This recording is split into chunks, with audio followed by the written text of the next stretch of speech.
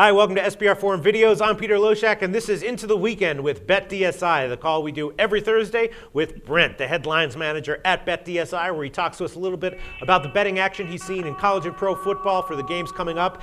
This weekend, we've got NFL Week 4 and college football Week 5 on tap. Brent, thanks for being here once again. It's good to be back, Peter, and better even so more that the NFL referees are back. Yes. Thank God. Thank God. So, you guys didn't refund any bets from that Monday night game, did you? No, and the thing is, too, it's just a bad precedent, Peter. And you know, we get bad calls every weekend, every game. And at least the letter of the law in terms of the NFL on that play was if two guys come down with the ball at the same time, the offense is deemed to have possession. Right. I mean, there was a lot of speculation that because the books needed Seattle, that the game was fixed. Was the game fixed? And don't bullshit me. Be honest. How could we fix a game in the NFL, Peter? I don't know. You're the bookie, man. You guys are the ones who profit from all this. You tell us. Hey, you're the one throwing around conspiracy theories. Now, if someone drives a truck into a light pole or something like that and it shuts down electricity to a stadium, that's another different conversation. Well, that sounds to me like a yes, the game was fixed, obviously, and I'm not going to say shit about it. All right, we know it was fixed. It's all right. Let's move on to this weekend's football games. The big moves that I noticed, UTSA, huge move there. It went from like +4 to -1. That was obviously a sharp side. Utah State had a big move from like -17 to like -20.5, right? Those are two obvious sharp sides, right? Yeah, the Texas-San Antonio game was with money at +3.5, +3 -15 even, and the only money coming back on New Mexico State is like +2, +1.5, and more than anything else, it's probably guys who took the +3.5 on Texas-San Antonio, taking back on New Mexico State now. Right. So how do games like that work? When there's like sort of a minor game that takes a big move like that, do you then find that you get like a lot of public action chasing on the side of the move, or do you find that the sharps then pile on again right before kickoff, or what action do you anticipate from here on in? It kind of, now that the line's at Texas-San Antonio -1, it's kind of at a spot where neither sides are taking money either way. It seems to be like you finally hit the right number. When the game jumps as much as it did, it's big money that forces a big move. So when you're taking money on Texas-San Antonio +3.5, these weren't small, $100, $200 bets. These were big bets. Right. And again, to get it back to go with 1, it was big money coming on New Mexico State at +2. And then there was another big move, Arizona State and Cal. I bet Cal at the opener at -2. Now it's +1. I feel like an idiot. What's up with that? Did you get sharp action on Arizona State?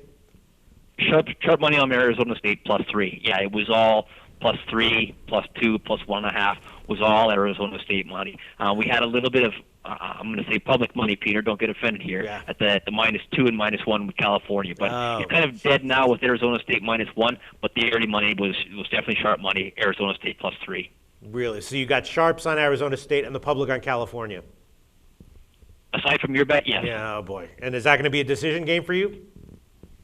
No, not really. It's pretty dead right now. We didn't get hit too bad at the +3 because the number moved so quickly. All right. And then another side it was speculated might be a sharp side is South Florida. Now that game, Florida State, of course, I'm assuming that's a big public side. The number has climbed up to 17, and I have to assume that's public action, right?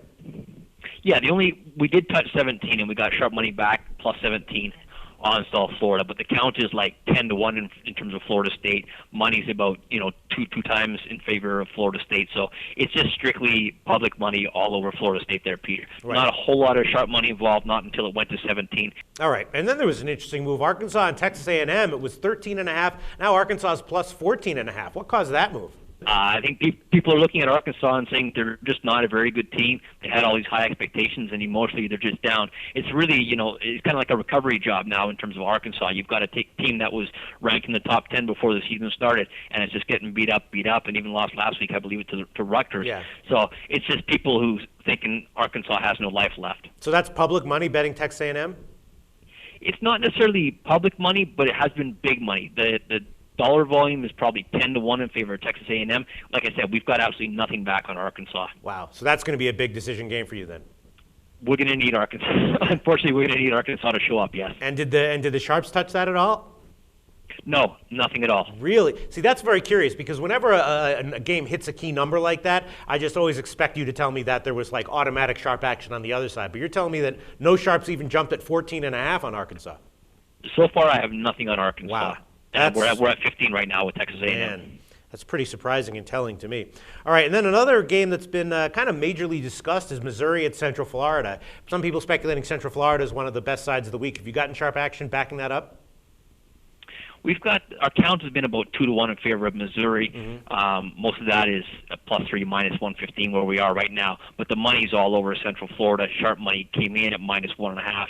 Now that we're at $3.15, it's pretty much balanced. But we did get hit with Central Florida money early, Peter. All right. Okay. And then two big marquee games with competitive lines. I'm not sure what the sharp public splits on these would be. Ohio State at Michigan State and Texas at Oklahoma State. What's the action been like in those games? Mostly Ohio State so far, Peter. Ohio State +3. We have had a little bit of money on Michigan State when the line was 2.5, but since it's been at 3, it's mostly been Ohio State money. The money's probably about 2-1 as well as the betting count in favor of Ohio State. We've got a lot of sharp money on Texas laying the 1.5. We had Oklahoma State money. And this is sharp money, Peter, even laying it at a pick. And, of course, they came back at +3 and took that. So they're really, really split on that game. We've got a whole lot of money. All right, and then before we move on to NFL, what are the big public sides that the public's going to get buried with if they lose? Public, we've got a lot of money on Clemson. They're at Boston College. Line was 7.5. It dropped down to 7. Public, we're even laying 9 with Clemson, but it's just all public money on Clemson, and the only sharp money we've had is Boston College. So we'll probably stay at 7, and we're going to need Boston College in that one. There's been a lot of volume on that game, Peter. Also, another one looking at is South Carolina. A lot of South Carolina money. The count is probably about 5-1 in favor of South Carolina, and they're at Kentucky. So we got the home dog there. Probably not a bad spot for us to be in. Georgia, another thing. A lot of money on Georgia, -13. And you already touched on Florida State. That's pretty much strictly public money. All right, and then if you don't mind, give us one side that struck you as particularly sharp based on the action you've seen this week. Can be a total even.